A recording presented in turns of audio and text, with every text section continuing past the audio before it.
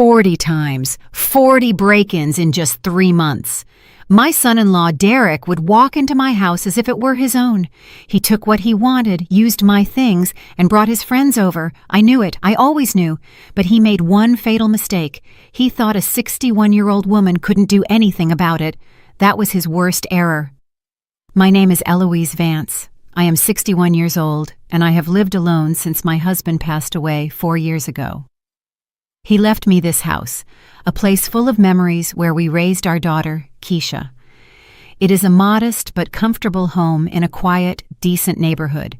After I became a widow, many people thought I was fragile, vulnerable, lost. My own daughter started treating me as if I were a confused old woman who needed constant supervision. But I wasn't confused. I never was. It all started 3 months after Keisha married Derek Thorne. At first, he seemed like a good man, hardworking, polite. But something changed when he found out I lived alone in a house that was fully paid off, with no mortgage, in a neighborhood where property values had skyrocketed. I saw how his eyes calculated the numbers, how he asked questions about the deed, about whether I had made a will, about my future plans. I answered calmly, watching his every gesture. The first invasion was subtle. I came home after getting groceries and noticed the kitchen door was unlocked.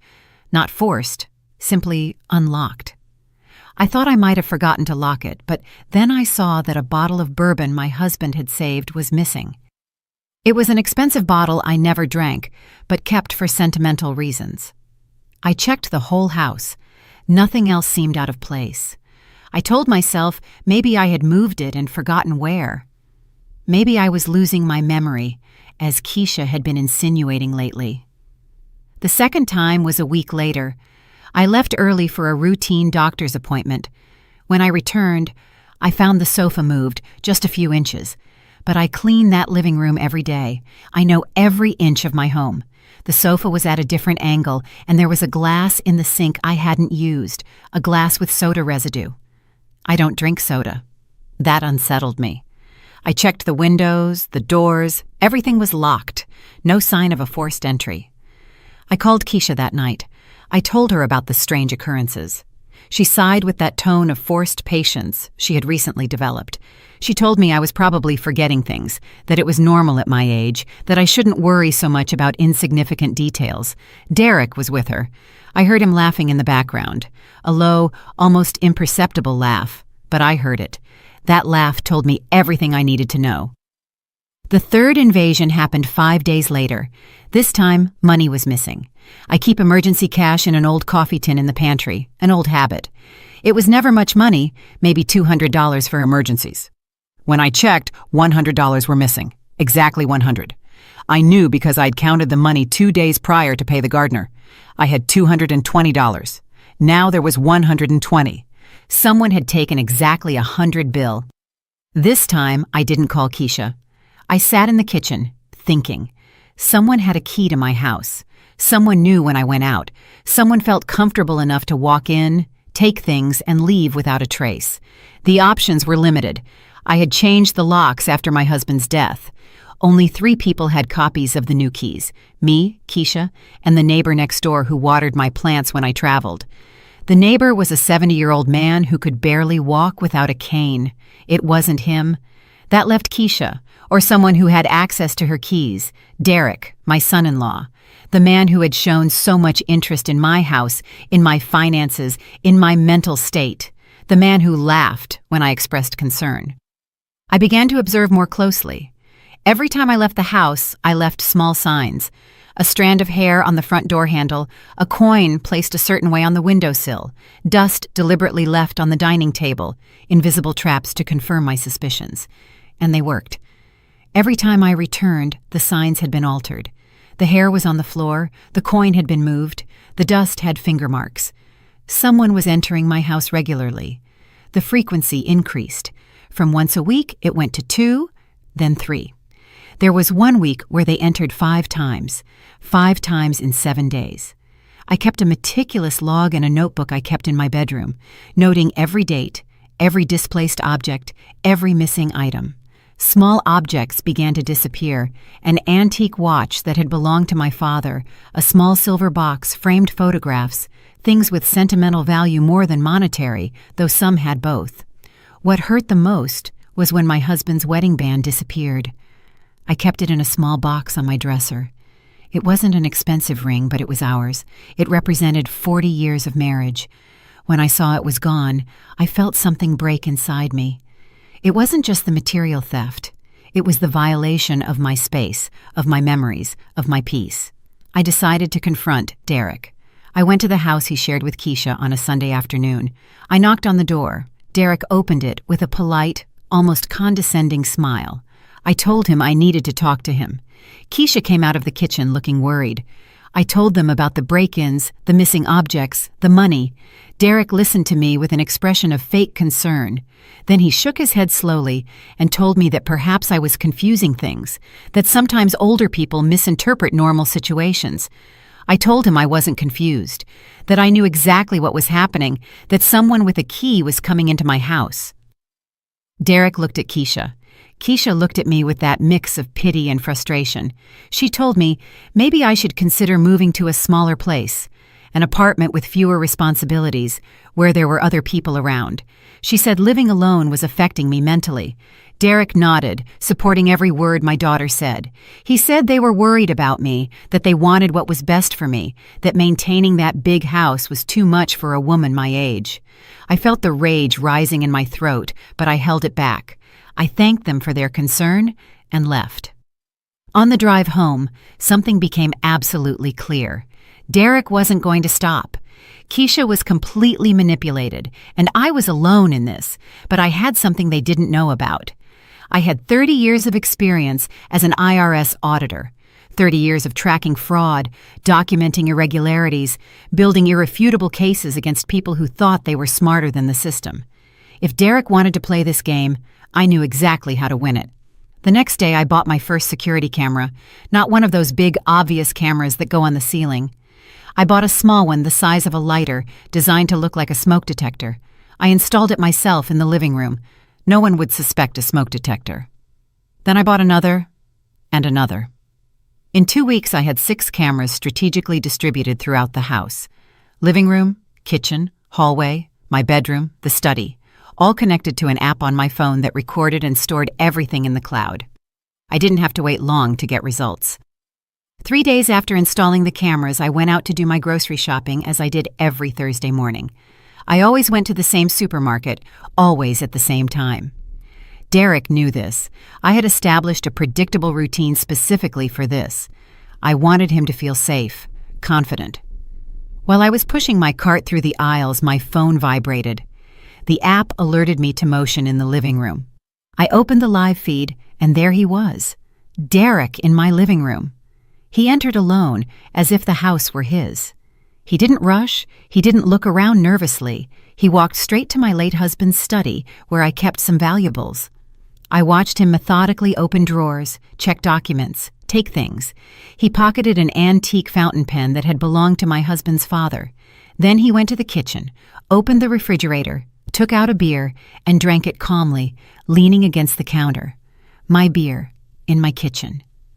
That tranquility, that sense of ownership, revealed something disturbing. This wasn't new to him. He had done it so many times, he no longer felt an ounce of nervousness. I finished my shopping normally. I didn't speed up. I didn't show any distress. I drove home at my usual speed. When I arrived, Derek was already gone. Everything was in its place, except for the missing pen and the empty beer bottle he had left in the recycling bin. That night, I reviewed the full recording. He was in my house for 42 minutes. 42 minutes doing whatever he wanted in my home. The following invasions were all documented. I watched Derek enter 7 times in the next 2 weeks. Sometimes he came alone. Other times he brought a friend, a man named Marcus, who worked with him. I saw them sit on my sofa, use my television, eat my food. On one occasion, they brought a large box and left it in the basement. They didn't go down the stairs, knowing I rarely went down there because of my knees. They were using my house as a storage unit. But the worst came later. One Saturday night when I was having dinner at a friend's house, I received multiple motion alerts. I opened the app and I couldn't believe what I was seeing. Derek had brought 5 people. 5. They had music playing, bottles of liquor on my dining table. They were smoking inside my house. They threw a party in my living room with my things using my furniture. One of them spilled something on the rug my husband and I had bought for our 20th anniversary. I watched them laugh, dance, act as if they were in their own space. I recorded every second. I saved every file. I created folders organized by date, by type of invasion, by stolen items. I made a complete inventory of everything that had disappeared from my house in those 3 months. The total value exceeded $4,000.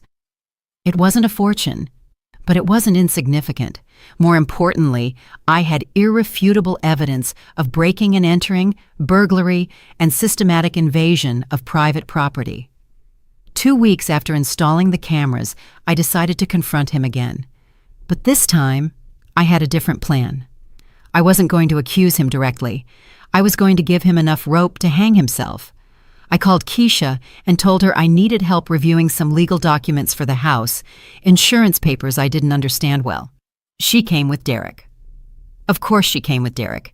She didn't do anything without consulting him first anymore. They sat in my living room, on the same sofa where Derek had held his illegal party 2 days before. I served them coffee. We talked about trivial things first. Then, casually, I mentioned that I had noticed more things out of place, that I was considering installing security cameras because I felt unsafe. I watched Derek's reaction. A flash of panic crossed his face. So fast, I almost missed it.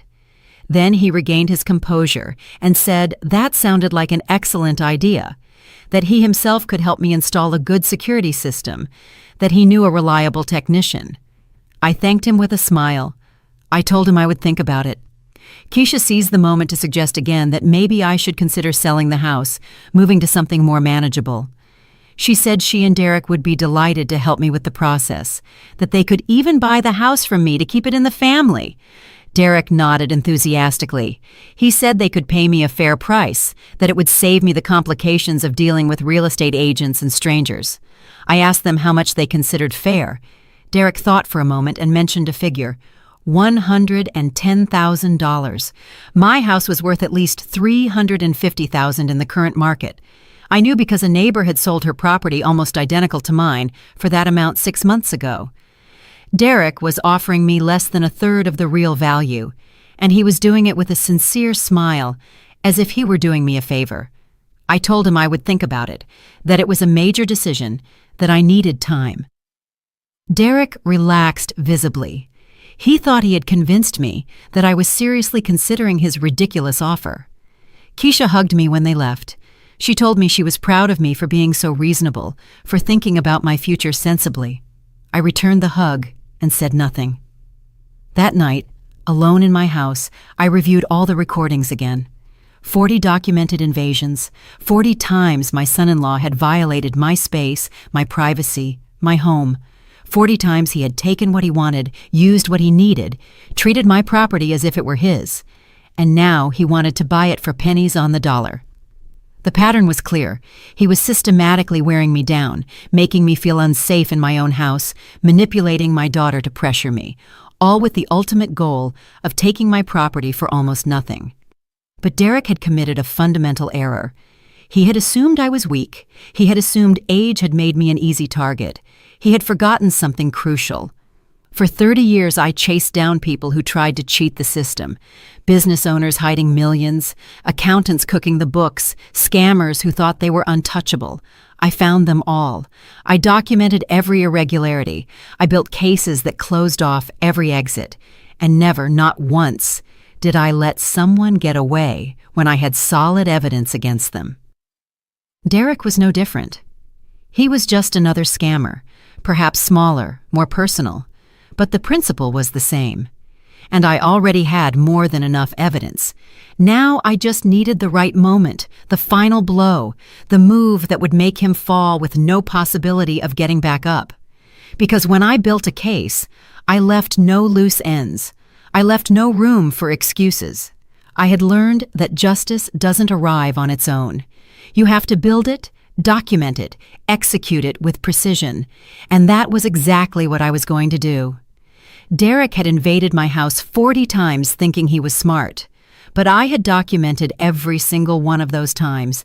I had built a complete case against him without him even knowing, and soon, very soon, he was going to discover that underestimating a 61-year-old woman with 3 decades of experience hunting criminals had been the most expensive mistake of his life. Invasion number 41 changed everything. It was a Tuesday afternoon. I had gone out to my weekly yoga class, something Derek knew perfectly well because Keisha had mentioned it to him. I was in the middle of a pose when my phone vibrated with the motion alert. I checked the notification discreetly. Derek had entered again, but this time he wasn't alone. He brought Marcus and another man I didn't recognize. I watched them head straight for the basement with flashlights and tools. I left the class early, feigning an upset stomach. I drove home faster than usual, but kept within the speed limits. I couldn't risk an accident or a ticket that would ruin my plan. When I arrived, Derek's car was gone. They had entered and left quickly. I went down to the basement carefully. The stairs creaked under my feet. I turned on the light and saw immediately that they had moved boxes, rearranged old furniture. But what chilled my blood was discovering that they had made a hole in the back wall. A hole in my wall. They had broken through the drywall and were digging toward the crawl space behind the basement. I didn't understand immediately what they were looking for until I remembered a casual conversation I had with Keisha months ago. I had mentioned that my husband used to joke about burying treasure in the house, about hiding money in the walls like they did in old movies. It was just a joke. My husband never did anything like that. But apparently, Derek had taken it seriously. He was literally destroying my house looking for imaginary treasure. Fury invaded me with an intensity I hadn't felt in years. It wasn't just invasion now, it was vandalism, destruction of property. And the worst part was knowing that if I confronted him, if I called Keisha, she would find some excuse. She would say Derek was helping me with repairs that I had forgotten, that I had given them permission, that my memory was failing me again. I came up from the basement and sat in the kitchen. I breathed deeply. Rage wouldn't help. Emotion doesn't build winning cases. Facts do. Evidence does. I reviewed the basement recording on my phone. It had captured everything. Derek and his friends breaking my wall, rummaging through the debris, laughing while they destroyed my property. One of them said something that left me breathless. He said that when the old hag died or got put in a home, the house would be Keisha's anyway. So what did a little damage matter now? The old hag, that's what they called me. And they talked about my death or my institutionalization as if it were inevitable, imminent, convenient. Derek laughed and said it wouldn't be long, that I was already showing signs of dementia, that Keisha was considering taking me to a doctor to evaluate my mental capacity. They were planning to declare me incompetent, to take away control of my own decisions, to seize everything while I was still breathing. I saved that recording in 3 different places. I uploaded it to the cloud, copied it to a USB drive, and emailed it to a secondary account. That conversation alone was worth more than any stolen object. It was evidence of conspiracy, of malicious intent, of a systematic plan to strip me of my autonomy and my property. If this reached a judge, Derek would have no possible defense. The following days were the hardest. I had to act as if nothing had happened. I had to smile when Keisha called to ask how I was. I had to say thank you when Derek offered to come check some pipes that supposedly were making noise. I refused politely, saying I had already called a plumber. He insisted. I insisted more. Finally, he gave up. But I noticed the frustration in his voice. He was losing access, losing control, and that made him nervous. 2 days later, I received a call from Keisha. She sounded worried. She told me she had been talking to Derek about my well-being, that both of them believed I needed more support, that they had found an excellent geriatric evaluation center where they could run cognitive tests on me. She said it was just to rule out problems, that many people my age did it as a precaution, that she would come to pick me up next Friday to take me. I told her I would think about it, but I already knew what was happening.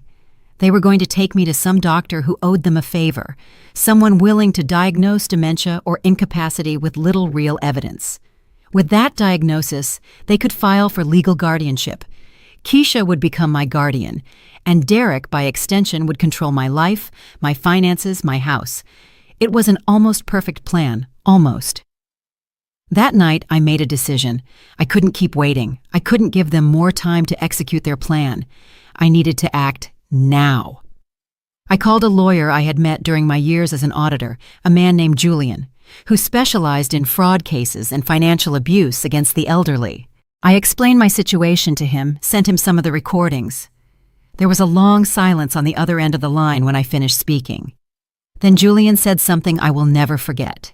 He said that in 30 years of legal practice, he had seen many cases of financial abuse against seniors, but rarely had he seen a victim with so much documented evidence and so much mental clarity to build her own case. He asked me exactly what I wanted to do. I told him I wanted justice. I wanted Derek to face real consequences. I wanted my peace back. And I wanted to do it in a way that left no doubt about my mental capacity. Julian proposed a plan.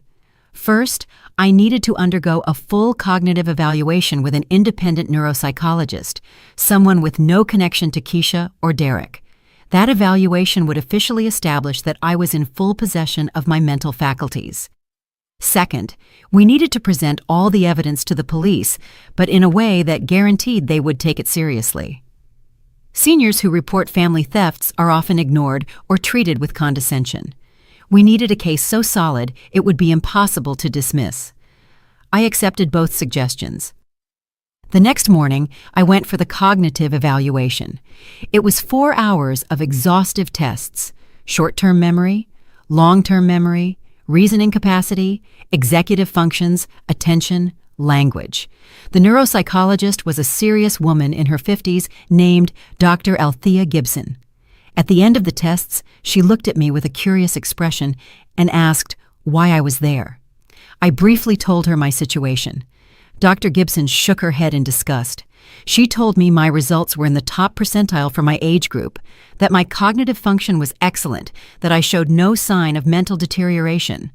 She handed me an official 15-page report documenting every aspect of the evaluation. That report became one of my most powerful weapons.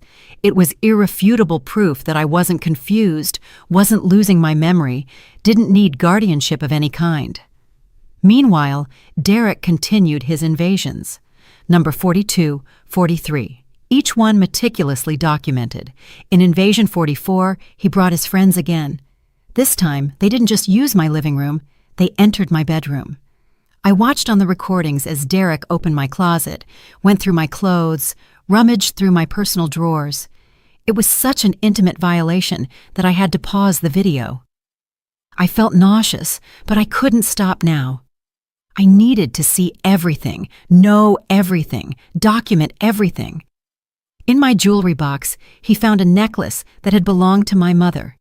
It wasn't particularly valuable, maybe $300 on the market. But to me, it was priceless. It was the only thing I had left of her. I watched him take it, examine it under the light, and put it in his pocket. That was the straw that broke the camel's back. Until that moment, I had maintained a certain emotional distance from the process. I had treated this like a professional case, like the ones I used to handle. But when I saw Derek steal my mother's necklace, something broke inside me. I called Julian that same night. I told him I was ready to proceed, that I had enough evidence, that I wanted to end this. Julian told me to wait a little longer. He had been consulting with a police detective who specialized in crimes against the elderly. That detective wanted more than just evidence of thefts. He wanted to catch Derek in the act with clear criminal intent, in a way that left no room for him to claim he had permission or that it was a family misunderstanding. I asked him what he proposed. Julian explained that we needed to create a situation where Derek believed the house was completely unprotected, where he felt so safe that he would commit a serious error, a trap. I told him I would do whatever was necessary. Julian explained the details. I would have to move out temporarily, make everyone believe I had gone away for an extended period, leave the house apparently empty but completely monitored, wait for Derek to fall into the trap. It was risky. It meant leaving my home, trusting the plan would work, exposing myself to the possibility that Derek would cause even more damage while I wasn't there. But it also meant ending this once and for all. No more break-ins, no more thefts, no more living in fear in my own house. I accepted the plan, and so began the final phase of my counterattack. The move had to look real. I couldn't just disappear without a convincing story. I called Keisha and told her I had decided to take a long vacation, that a friend from my working years had invited me to stay with her in another state for a month, maybe 2, that I needed a change of scenery to clear my mind. Keisha sounded surprised, but happy. She said it seemed like a wonderful idea, that I needed to get out more, meet people. Derek was with her. I heard him say something in the background. Keisha asked me what I would do with the house during that time. I told her I would simply lock it up, stop the mail, tell the neighbors, turn off the water heater. Derek took the phone. He told me that wasn't safe, that an empty house for that long could attract trouble. He offered to stop by regularly to check that everything was in order. I politely refused. I told him the neighbor had already agreed to keep an eye on it occasionally. Derek insisted. I insisted more. The conversation became tense. Finally, Keisha got back on the phone and told me to have fun, not to worry about anything. For the next 3 days, I packed my essential things with care: clothes, important documents, photographs I couldn't risk losing. Julian had helped me rent a small apartment 20 minutes away. No one knew the address except Dr. Gibson, who was now acting as a sort of independent witness to the whole process. I hired a professional security technician, an older man named Joe, who had worked with Julian before on similar cases. Joe installed additional cameras, motion sensors at every entrance, and most importantly, a silent alarm system connected directly to the police station. The system was ingenious. When triggered, it wouldn't make any noise in the house. It wouldn't alert whoever was inside. It would simply send a signal directly to the police indicating an intrusion in progress. Joe also installed smart locks that would log every time someone used a key to enter. Everything would be documented, everything recorded. The house had become a perfect trap, waiting patiently for Derek to fall. On Friday morning, I loaded my car with visible suitcases. I made sure the neighbor, the 70-year-old man with the cane, saw me leave. I told him I would be away for several weeks. He nodded and wished me a safe trip. I knew Derek would probably ask him. I drove to the rented apartment and settled in. It was small, impersonal, nothing like my home, but it was temporary. I just needed to wait. I didn't have to wait long. That same night, at 11:15 p.m., my phone vibrated, motion alert. Derek had entered. Only 14 hours had passed since my departure, and he was already inside my house. I watched him on the live feed, walking through the living room with a flashlight. He checked every room quickly, verifying that I was truly gone. Then he made a phone call. I couldn't hear what he was saying, but I saw how he gestured, how he smiled. He was in my house for 20 minutes that first night, just exploring, planning. The second invasion was the next day in the afternoon. This time, Derek brought Marcus.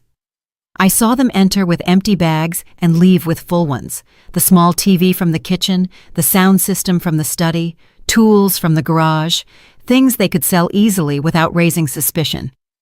I didn't activate the alarm. Not yet. Julian had explained that we needed to wait for the exact moment when Derek was committing a crime so obvious he couldn't deny it. When there was physical evidence in addition to the recordings. Over the next 5 days, Derek entered my house 9 times. 9 times in 5 days. He brought different friends each time. They emptied my pantry, used my sheets, and left them dirty. One of them vomited in the upstairs bathroom and didn't even clean it properly. Each invasion infuriated me more, but I forced myself to stay calm.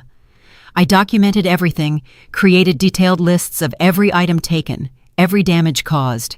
The total value of what was stolen already exceeded $8,000, but I was waiting for something specific. I was waiting for Derek to get greedy, and finally, it happened. On the sixth day, a Thursday night, I received an alert at 10:00 p.m. Derek had entered again, but this time he brought different equipment. He brought large boxes, moving blankets, packing tape. He had come prepared to take the big things. I watched him head straight for the living room and start disconnecting my main television, a 65-inch set worth $1,500. Marcus was with him, and another man I recognized from previous invasions. I watched them work methodically. They wrapped the television, disconnected my game console, a gift I had bought for my grandson and kept for when he visited. They packed paintings off the walls, not because they had artistic value, but because the frames were carved wood and could be sold. They were systematically looting my house. And still, I waited. I needed the perfect moment. That moment arrived when I saw them enter my bedroom. Derek went straight to my jewelry box. He emptied it completely into a bag. Everything of sentimental value, everything my husband had given me during our marriage, everything I had inherited from my family. He took it all without any visible remorse. Marcus asked him how much he thought it was worth. Derek estimated about $5,000, maybe more. They laughed. They said this was just the beginning, that when the old hag came back and found everything stolen, she would probably suffer a nervous breakdown, and then it would be even easier to convince her to sell the house. I called Julian. I told him it was enough, that Derek was committing a serious felony right now. Julian contacted the detective. Detective Reynolds activated the protocol. Officers were dispatched to my address. I watched everything from my phone. Derek and his friends had filled 3 large bags with my belongings and were carrying them toward the front door. They weren't in a hurry. They felt completely safe. Red and blue lights illuminated the windows of my living room. Derek froze. Marcus dropped the bag he was carrying. The third man ran toward the back door, but 2 officers were already there. I saw everything. The confusion on Derek's face, the panic. He tried to say something, explain something. The officers asked for identification. They asked him what he was doing on that property. Derek said it was his mother-in-law's, that he had permission. The officers asked where his mother-in-law was. Then Derek stammered. He said I was traveling, that I had asked him to watch the house. The officers pointed to the bags full of valuables. They asked if watching the house included packing televisions and jewelry. Derek changed his story. He said he was storing valuable things at his house so they would be safer, that I had asked him before I left. The officers exchanged glances. They knew that excuse. They had heard it 1,000 times. They asked Derek to wait. They called a supervisor. Meanwhile, I was already on my way. I drove the 20 minutes back to my house. When I arrived, there were 4 patrol cars parked outside. Neighbors were looking out their windows. I saw Derek sitting on the curb, handcuffed. Marcus and the other man were also detained. I got out of the car and walked toward the officer in charge. I identified myself as the owner. The officer asked me if I knew these men. I said yes. That one was my son-in-law. He asked if I had given them permission to be in my house or take my belongings. I said no. I said I had never given them permission, that in fact, I had been documenting illegal invasions of my property for months. Derek shouted from where he was. He called me a liar. He said I was confused, that I suffered from dementia, that I didn't know what I was saying. The officer looked at me with a tired expression, as if he had heard that many times before, too. I handed him a folder I had prepared. Inside was Dr. Gibson's neuropsychological report, certifying my full mental capacity, dated just 2 weeks ago. The officer reviewed it. His expression changed. He asked me to enter the house with him to verify what had been taken. We went in together. I showed him the bags Derek had prepared. I verified the contents. My television, my jewelry, paintings, personal items, all packed to be removed from my house. The officer took photos of everything. He asked me if I had more evidence. I told him yes. I told him I had months of evidence. That night, sitting at the police station, I handed over everything. 44 recordings of invasions documented over 3 months. Each file was labeled with date, time, and a description of what occurred. The detectives reviewed them for hours. I watched their expressions change from initial skepticism to genuine astonishment. One of them, a man in his 50s with gray hair, looked at me and said that in 20 years of his career, he had never seen a case of family abuse so meticulously documented by the victim herself.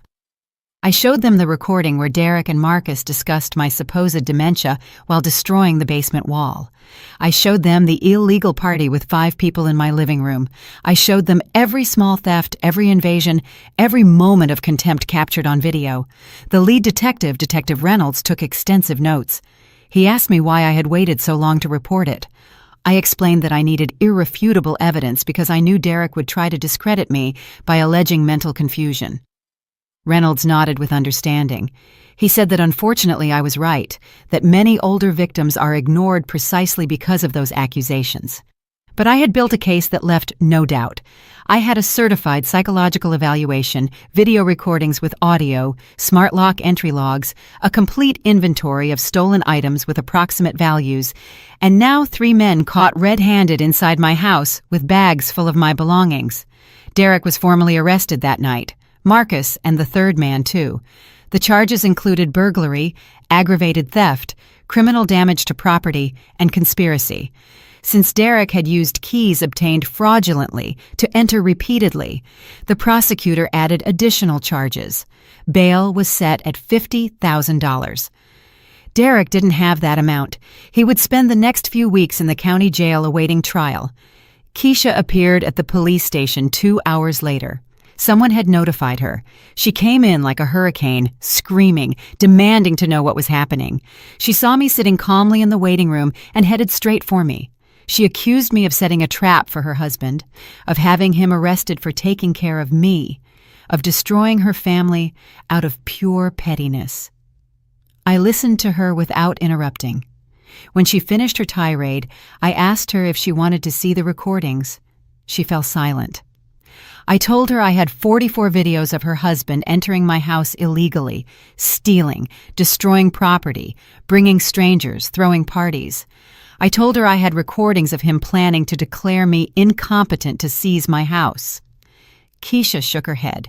She said I was lying, that I had manipulated the recordings somehow, that Derek would never do something like that. I offered to show her the videos right then and there. Detective Reynolds intervened. He told Keisha he had personally reviewed all the evidence, that the videos were authentic, that her husband had been caught this very night stealing televisions and jewelry while the owner wasn't there. Keisha started to cry. She said there had to be an explanation, that Derek had told her I had given him permission, that he was helping me move. I showed her the neuropsychological report.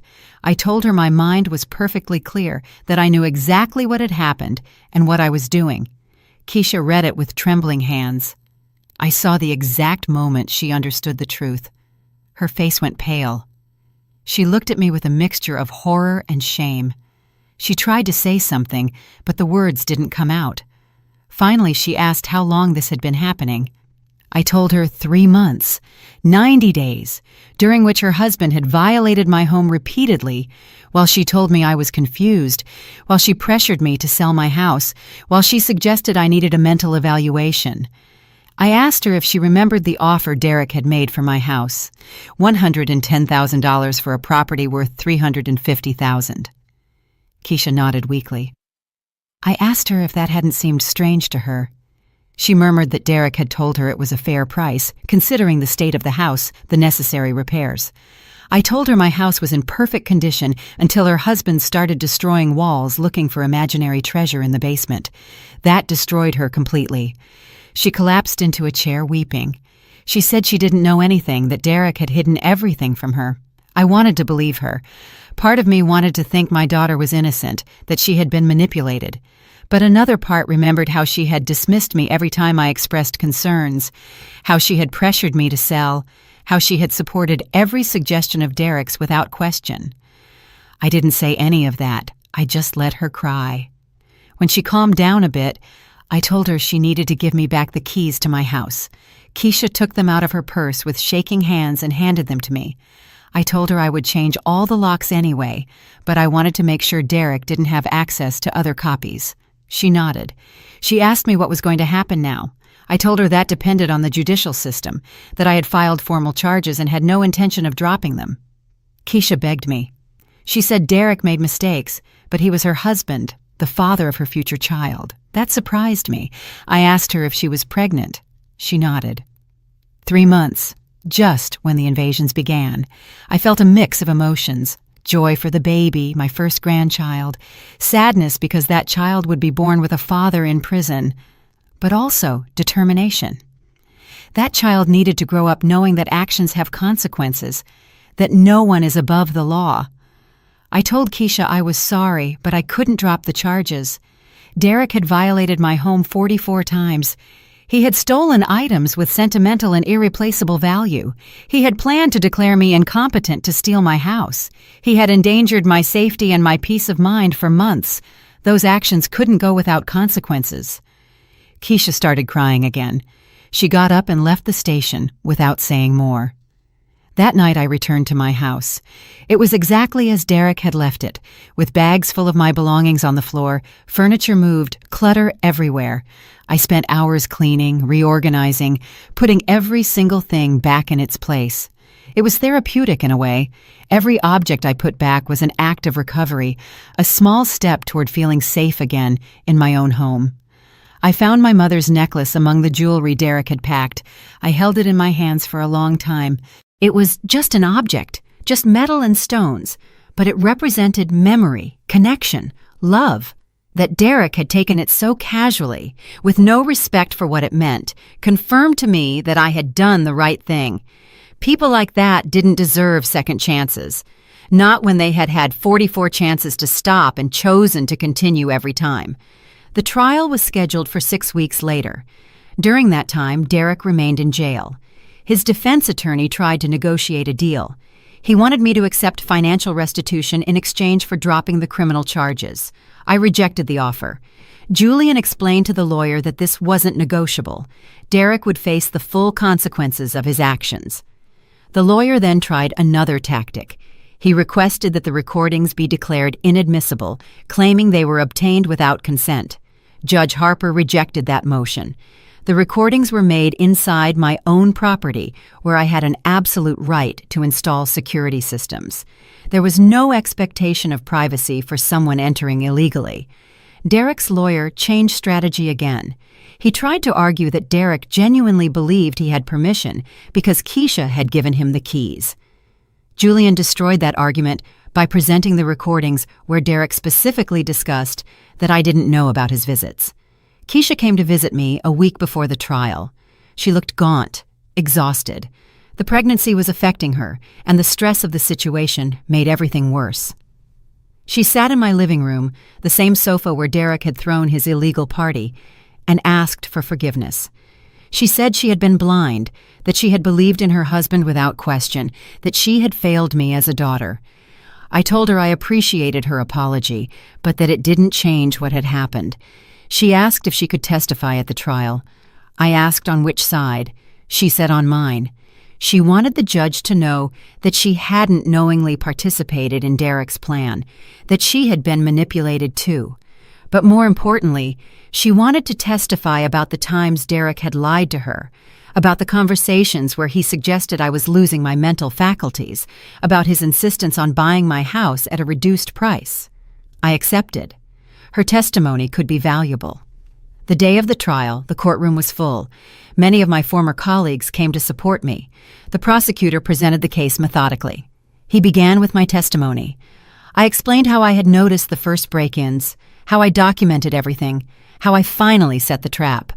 The defense attorney tried to discredit me during cross-examination. He suggested that maybe I had confused dates, that maybe Derek had come with permission sometimes, and I had forgotten. I pulled out my notebook, the same notebook where I had recorded every invasion since the beginning. I read specific dates, exact times, objects that went missing each time. The lawyer tried to suggest the notebook could have been fabricated after the facts. The prosecutor then presented the recordings with digital timestamps that matched my manual notes perfectly. The defense had no answer for that. Then Detective Reynolds testified. He explained how he had reviewed all the evidence, how the recordings clearly showed intentional and systematic invasions. He described the night of the arrest, how they found Derek with bags full of stolen items. The defense attorney tried to argue that Derek was just storing valuable things to protect them while I was traveling. Reynolds pointed out, then why had Derek also packed the television and the sound system? Dr. Gibson, the neuropsychologist, testified about my cognitive evaluation. She explained in technical terms that I was in full possession of my mental faculties, that I showed no signs of deterioration, confusion, or dementia. The defense attorney asked her if it was possible I had had episodes of confusion that weren't evident during the evaluation. Dr. Gibson responded that the tests she had administered specifically looked for those patterns and that my results completely ruled out that possibility. Then Keisha took the stand. She was visibly pregnant now and nervous. The prosecutor asked her about the conversations she had had with Derek regarding me. She described how Derek constantly suggested I was losing my memory, how he insisted I needed supervision, how he proposed buying my house at a deeply discounted price. They asked her if she had questioned any of those claims. Keisha started to cry and admitted she hadn't, that she had trusted her husband completely. The defense attorney interrogated her aggressively. He asked her if she was testifying against her husband due to pressure from me. Keisha denied firmly. She said she was testifying because she had discovered the truth, because her husband had lied to her for months, because he had manipulated her relationship with me for his own ends. The lawyer suggested perhaps she was lying now to look good with me. Keisha looked directly at him and said she was telling the truth because her son deserved to grow up knowing the difference between right and wrong.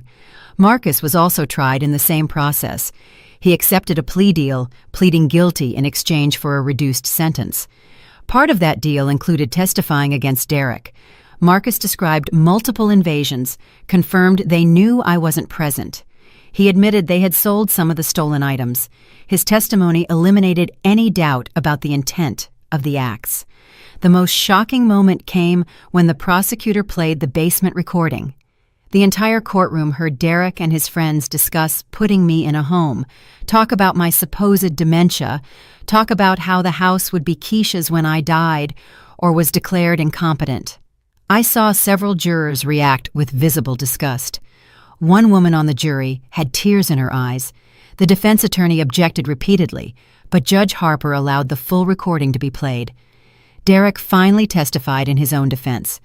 He tried to explain that it had all been a misunderstanding, that he really believed he had permission, that he only wanted to help.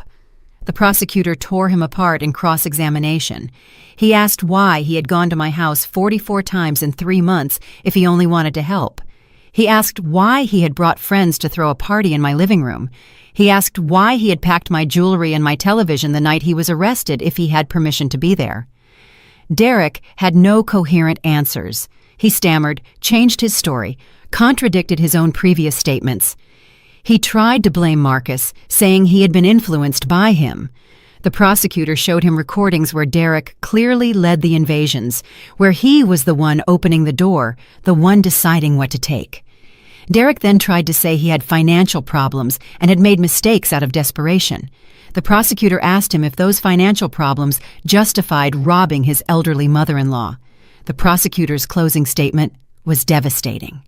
He spoke about how crimes against the elderly were particularly despicable because they exploited perceived vulnerability. He spoke about how Derek hadn't just stolen objects, but also peace, security, dignity. He spoke about how he had systematically tried to destroy my credibility to facilitate his plan to take my property. He pointed out that Derek had had 44 opportunities to stop and chosen to continue every time.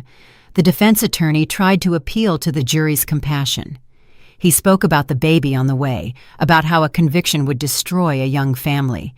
But his arguments sounded weak. After all the evidence was presented, the jury retired to deliberate. They were out less than 3 hours. When they returned, the foreman read the verdict. Guilty on all counts: aggravated burglary, theft, criminal damage to property, conspiracy to commit fraud. The sentencing was handed down 2 weeks later. Judge Harper had reviewed the entire case meticulously. When Derek stood to hear the sentence, his lawyer attempted a final plea for leniency. He argued that Derek was a young man with a son on the way, that he had made mistakes but deserved a second chance, that a prison sentence would ruin his life. Judge Harper listened in silence, then spoke. She said she had seen many cases of abuse against the elderly in her career, but few as calculated and systematic as this one. She noted that Derek hadn't committed an impulsive error. He had planned and executed 44 invasions over 3 months. He had manipulated his own wife to pressure her mother. He had tried to destroy his victim's mental credibility to facilitate his theft. He had shown zero remorse until he was caught. The judge said something I will never forget. She said that a victim's age shouldn't make her more vulnerable. It should guarantee her greater protection. That people like Derek, who specifically targeted seniors calculating they would be easily discredited, represented a serious threat to society. That the sentence must reflect not only the harm caused, but also the message it sent to other potential abusers. Sentence: 5 years in prison for the combined charges. Derek went pale. His lawyer protested that it was excessive. Judge Harper wasn't finished. She added 3 years of probation after serving the sentence. During that period, Derek would be prohibited from approaching me or my property. He would have to attend rehabilitation programs. And most importantly, he would have to pay full restitution for everything stolen and all damage caused. The total amount, $27,000. Derek tried to speak, but the judge silenced him. She told him he had had multiple opportunities to do the right thing and had chosen to continue committing crimes, that now he would face the full consequences of those choices. She banged the gavel. The courtroom fell silent. Derek was handcuffed and led away. Before leaving, he looked at me. There was no repentance in his eyes, only rage. Rage because he had been caught, because his plan had failed, because a 61-year-old old woman had outsmarted him. Keisha wasn't present for the sentencing. She had sent me a message the day before saying she couldn't bear to be there, that she was emotionally destroyed, that she needed to focus on her pregnancy, on preparing to be a single mother for the next 5 years. I understood. I didn't hold a grudge. She had also been a victim of Derek in a way, although her willful denial had facilitated everything. Marcus received 2 years in prison as part of his plea deal. The third man, who had prior convictions, received 3 years. Everyone was processed and sentenced. Justice had been served.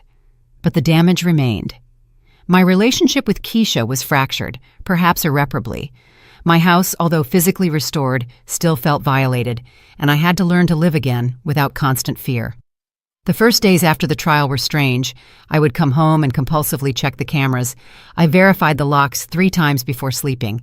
I woke up at any noise. Julian recommended therapy.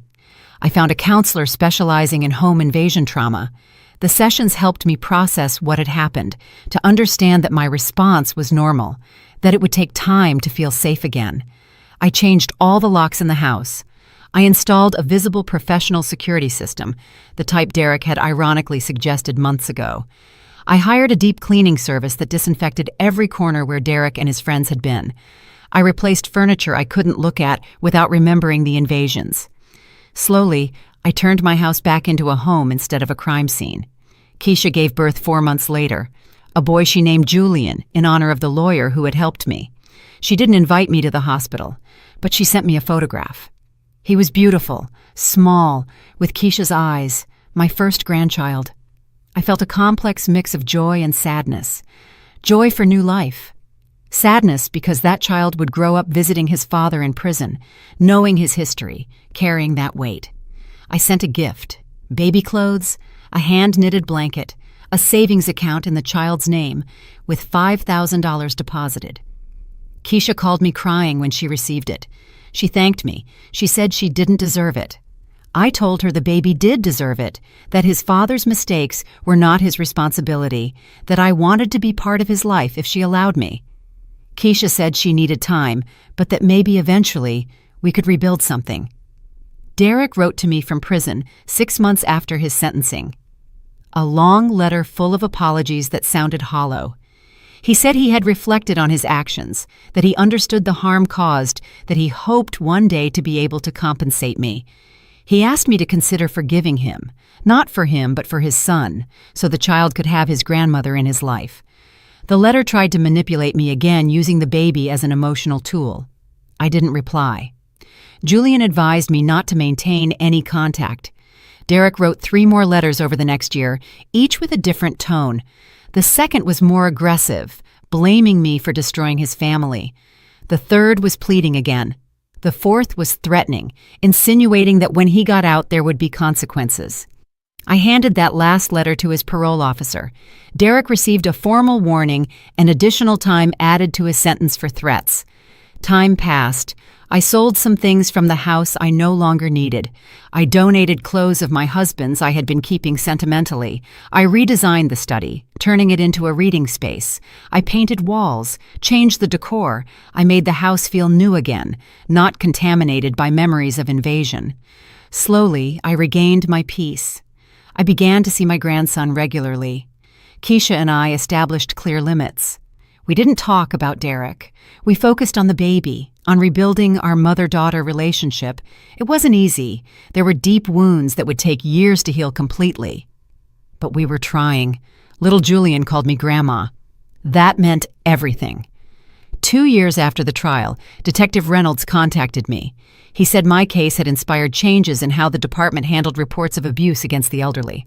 They had created a special protocol based on my experience, training officers to take these complaints seriously, not to assume mental confusion automatically, to look for evidence with the same diligence they would apply to any other crime. He asked if I would be willing to speak to senior groups about personal protection and documenting abuse. I accepted.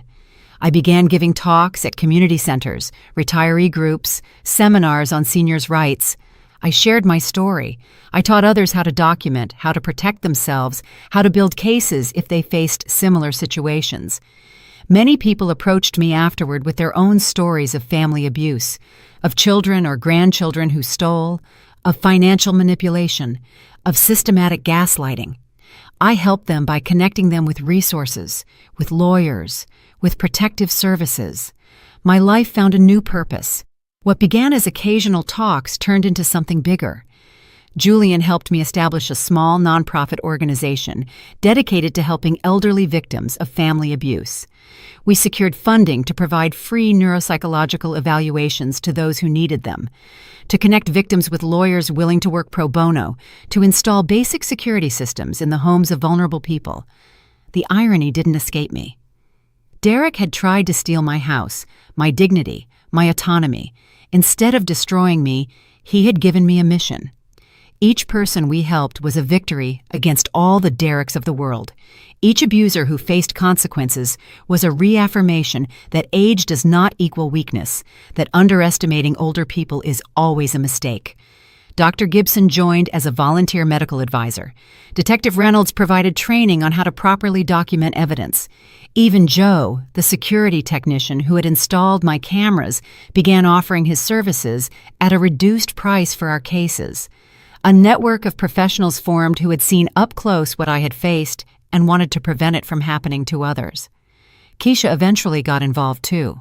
She began attending support meetings for family members who had been manipulated by abusers. She shared her perspective from the other side, how Derek had distorted her perception of me, how she had ignored obvious signs because she trusted her husband blindly. Her testimony was valuable. It helped other family members recognize patterns of manipulation before it was too late. Our relationship healed gradually. It didn't go back to what it was before. That was impossible. Too much had happened. But we built something new based on brutal honesty instead of comfortable assumptions. Keisha admitted she had chosen to believe Derek because it was easier than confronting the possibility that she had married a criminal. I admitted that perhaps I should have shown her the early evidence instead of building my case in complete secrecy. Little Julian grew fast. At 2 years old, he was already running through my house. He played in the garden I maintained meticulously. He knew nothing about his father yet. Keisha had decided she would tell him the truth when he was older, when he could understand it. For now, he was just a happy boy who loved his grandma, who associated my house with homemade cookies and bedtime stories instead of invasions and thefts. Derek served 3 years of his 5-year sentence before becoming eligible for early parole for good behavior. The parole hearing was scheduled. I had the right to attend and make a victim impact statement. Julian asked me if I wanted to do it. I spent weeks deciding. Part of me wanted to confront him again, make sure he stayed behind bars the full time. Another part just wanted to move on with my life. Finally, I decided to go. Not for Derek, but for all the people I now helped, who needed to see that victims could stand tall, that they could look at their abusers without fear. I entered that hearing room with Julian, the lawyer, by my side, with Reynolds in the back row, with Dr. Gibson sitting where she could see me. Derek was thinner, with premature gray hair, aged by prison. He looked at me when I entered. This time I saw something different in his eyes. Not rage, resignation. The parole board reviewed his file. He had completed rehabilitation programs, worked in the prison library, kept a clean record. His lawyer argued that he had paid his debt to society, that he deserved the opportunity to know his son properly, to rebuild his life. When they gave me the floor to speak, I stood up. I said Derek had stolen more from me than material objects. He had stolen the sense of safety in my own home. He had stolen years of a healthy relationship with my daughter. He had made me question my own mind, my own perception of reality. Those damages didn't have a monetary price. They couldn't be compensated with years in prison. But the sentence had never been about revenge. It had been about justice and about protecting other potential victims. I told the board I did not oppose his early parole on one condition, that he complete 200 hours of community service working with education programs on elder abuse, that he had to stand in front of groups and admit what he had done, how he had manipulated, how he had abused trust, that he use his story as a warning to others who might be considering similar actions. The board considered my request. Derek accepted the terms. He was released under strict parole 2 weeks later. I haven't seen him since. I know he completed the required community service hours. Reynolds told me Derek gave talks in prisons, in rehab programs, telling his story. I don't know if he genuinely repented or was just fulfilling requirements. Honestly, I don't care. He is the past. My life is about the present and the future. Keisha established clear rules when Derek was released. Supervised visits with Julian. Never at my house. Mandatory family therapy. Derek accepted everything. He is trying to rebuild some kind of relationship with his son. I don't know if he will succeed. That depends on him, on his sustained actions over years, not on words or promises. My nonprofit organization has helped 122 people in the last 3 years, 122 victims of family abuse who documented their cases, who confronted their abusers, who regained their autonomy.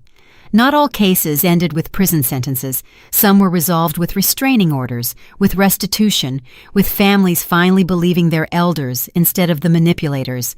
But every case mattered. Every victory counted. I receive letters regularly from grateful people. A 73-year-old woman whose son had been stealing from her for years finally reported him after hearing my story. A 68-year-old man whose daughter-in-law tried to declare him incompetent to keep his pension installed cameras and documented everything, building a case just as solid as mine. Their stories remind me why this matters, why transforming my trauma into action was the right decision. My house finally feels like a home again. The cameras remain, but I no longer check them compulsively. The new locks work smoothly. I have completely redecorated every room Derek touched. The basement where he made the hole was completely remodeled. Now it is a playroom for my grandson, full of toys and bright colors. I transform the crime scene into a place of joy. I still do my weekly yoga. I still go to the same supermarket every Thursday. But now when I go out, I don't worry that someone is invading my space. The routines Derek exploited became simple routines again, predictable comfort instead of vulnerability. I reclaimed my life on its own terms. Sometimes I think about how it would have been different if I had reacted at the first invasion, if I had called the police immediately, if I had confronted Derek with less evidence, if I hadn't installed the cameras. They probably would have dismissed me. Derek probably would have denied everything, and Keisha would have defended him. I probably would have lost my house eventually, declared incompetent by bought doctors. Patience and meticulous documentation saved me. 5 years have passed since that night when the police arrested Derek with his hands full of my belongings. 5 years that completely transformed my life in ways I never imagined. My grandson is now 5.5 years old. He is smart, curious, full of energy. He visits me 3 times a week. We have established traditions. Tuesdays we bake cookies together. Thursdays we read stories in the garden. Saturdays we go to the park. Keisha rebuilt her life piece by piece. She finished college, something she had abandoned when she married Derek. Now she works as a social worker, specializing in domestic abuse cases. She says her experience, however painful it was, gave her a unique perspective. She can identify signs of manipulation that other professionals might miss. She helps victims document, build cases, recover their power. She makes me proud. Derek fulfilled his parole terms and largely disappeared from our lives. He pays child support regularly. He sees little Julian once a month under supervision. The boy calls him by his name, not Dad. That was the child's decision, not ours. When asked what he wanted to call the man who came to visit him, Julian simply said Derek. Maybe one day that relationship will develop into something else. Maybe not. It's not my concern. The nonprofit organization we started grew beyond my most optimistic expectations. Now we have our own office, 3 full-time employees, and a network of volunteers in 5 states. We have helped over 400 people, 400 families where abuse was documented, where justice was sought, where victims regained their dignity. Statistics show us that financial abuse against the elderly is epidemic, frequently committed by family members, rarely reported out of shame or fear. We give workshops on recognizing early signs. We teach documentation techniques. We provide legal resources. We connect victims with neuropsychological evaluations to counteract accusations of incompetence. We install basic security systems for free for low-income people. Every service we offer arose directly from my experience, from obstacles I faced, from tools I needed. Dr. Gibson became one of my best friends. We have lunch together every Friday. She says I taught her something important about her older patients, that she should never assume fragility based on age. That experience and cunning do not diminish with years, that underestimating older people is always a costly mistake. Now she trains other neuropsychologists on how to evaluate without age-related biases. Reynolds retired from the police department last year but continues as a consultant for our organization. He reviews cases, advises on documentation strategies. Occasionally, he testifies as an expert when we go to trial. He says my case changed his career, that it showed him the importance of taking older victims seriously, of not dismissing their reports as senile confusion. Joe installed security systems in 183 homes through our program.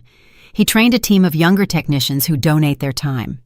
He developed a special security package designed specifically for seniors: discrete cameras, simple interfaces, automatic alerts to trusted family members or emergency services, everything I needed and more. My house has become something unexpected, a symbol. People who hear my story want to see it. The place where it all happened, where I set my trap, where justice was finally executed. Sometimes I give small tours to groups of victims, showing them where I installed cameras, explaining my thought process, answering questions. It is therapeutic to turn the scene of my trauma into an educational tool for others. The basement where Derek made that hole looking for imaginary treasure now has a plaque. Julian, the lawyer, installed it as a joke that turned serious. It reads, "Here a fool sought gold and found only consequences." My grandson reads it every time he goes down to play, although he doesn't fully understand its meaning yet. Someday I will tell him the whole story. For now, he just knows his grandma is strong, that she helps people, that the house is safe. I wrote a book about my experience, not for profit, but to reach more potential victims. It is called 40 Times. It details every invasion, every step of my documentation, every legal aspect of the process. It includes chapters written by Julian on legal strategies, by Dr. Gibson on cognitive evaluations, by Reynolds on working with the police. It has become a resource used by social workers, elder law attorneys, and victims building their own cases. The proceeds from the book fund our organization. So far, we have raised enough to expand services, to reach rural communities where resources are more limited, to provide long-term follow-up for victims after their cases are resolved. Trauma doesn't end when the abuser is convicted. Recovery takes years. We provide therapy, support groups, practical assistance during that process. I received an award from the state government last year, recognition for my work defending the rights of the elderly. It was a big ceremony with politicians giving speeches about the importance of protecting our senior citizens. They asked me to speak. I went up to the podium and told my story briefly. Then I said something I firmly believe. I said we shouldn't need to be exceptional to be believed. That every older person deserves to be heard, deserves justice, deserves dignity, regardless of whether they have 30 years of experience as an IRS auditor or not.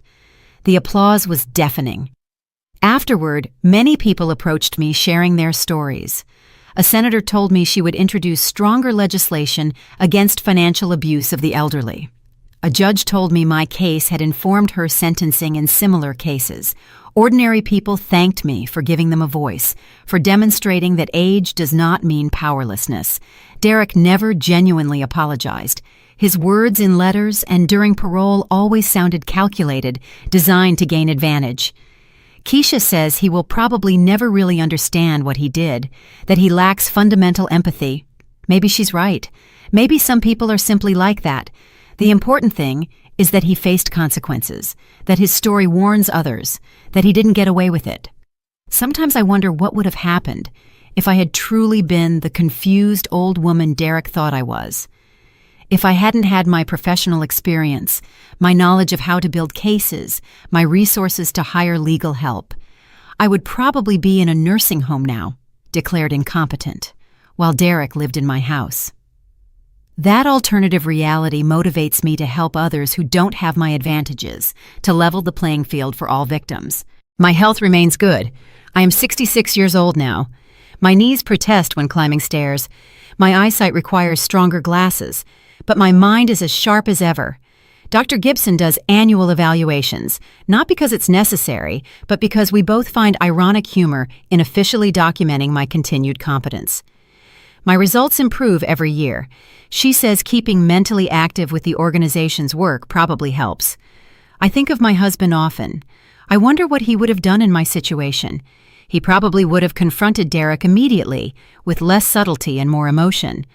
Maybe that would have been the right answer. There is no single manual for these situations. Each person must find their own path to justice. Mine required patience, documentation, and cold determination. It worked for me. The house is worth more now, much more than the $350,000 of 5 years ago. The neighborhood has developed. I have been offered almost $500,000. I reject every offer. This house represents something more than monetary value. It is where I raised my daughter, where I spent 40 years with my husband, where I faced my greatest challenge and prevailed, where my grandson is creating happy memories. I won't sell it. Eventually, it will be Keisha's, as Derek always wanted, but it will be by proper inheritance, not by theft and manipulation. I have learned that justice doesn't always arrive quickly, that frequently it requires hard work, strategic patience, meticulous documentation, that victims must fight to be heard, especially when they are older, that the system can work, but only if you give it irrefutable evidence, that age can be perceived as weakness, but it can also be a strength. Decades of experience matter. Decades of observing, documenting, understanding how systems work matter. Derek thought age had made me weak, vulnerable, easy to manipulate. He forgot that it also gave me experience, wisdom, patience.